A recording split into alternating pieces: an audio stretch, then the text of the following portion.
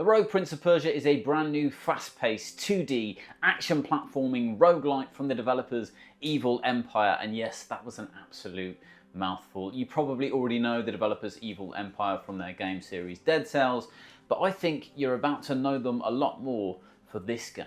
Welcome to my review of The Rogue Prince of Persia. I should be upfront here and say that the game was gifted to me as a Ubisoft partner, but I wasn't paid or requested to do a review for this game, and if I'm honest, if the game was bad, I probably would have just left the review altogether. Now we've got the disclosures out of the way, let's start with the story and the setting. In this game, you play as the prince. I feel like that much is obvious. The game is called The Rogue Prince of Persia. It'd be very odd if you were playing as any of the other characters. This prince, however, is one that has just experienced a crushing defeat at the hands of the Huns. Because of this defeat, he is now blinded by his need for retribution and his desire to prove his worth as the future king. This game feels like a smorgasbord of nostalgia, and despite its simplicity at first glance, it's absolutely filled to the brim with variety. There are, and let me see if I can get this right, 6 distinct biomes, 8 weapons, 6 powerful tools, 2 boss encounters,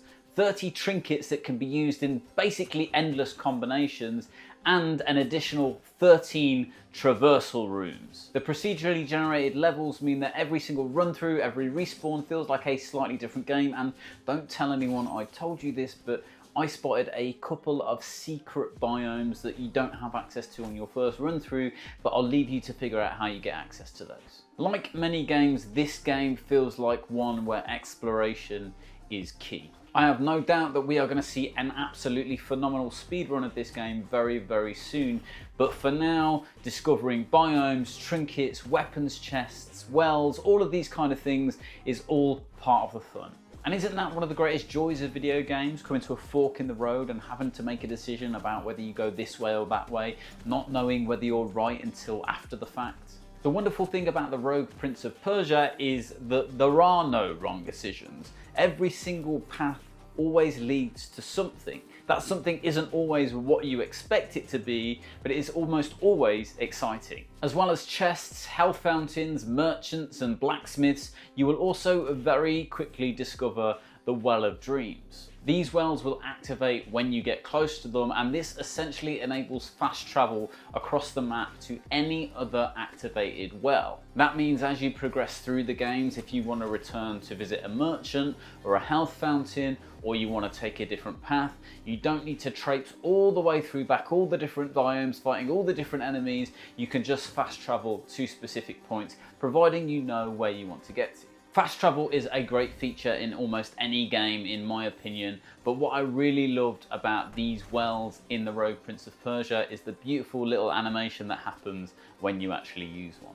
Although the prince is the main focus of the game, you will be introduced to a whole host of different characters as you travel through the biomes, so make sure you take the time to interact with them, because in the 10 to 15 hours that it takes to complete the mainline quest of this game, each of those characters is going to have something valuable to offer to you. And I know what you're thinking, isn't 10 to 15 hours a little bit short? Well, in a world where game maps are getting bigger, the games are getting longer and much more difficult, sometimes you need something short and sweet to help you get through the day. This isn't the style of game that is even attempting to veer into the territory where you need to neglect your job or your family in order to complete it.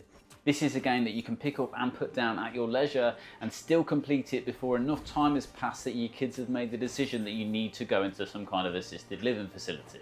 I'll be honest, right, when I first picked up this game, I thought that it might be a bit too easy, and that's coming from someone who considers themselves to be pretty much below average on almost every single game they play. So this being easy for me would be a big concern for everyone else. The good news is the simplicity at the start is just the developers easing you into the game, and things do get gradually more challenging as you move through, but nothing ever feels like it's completely out of reach.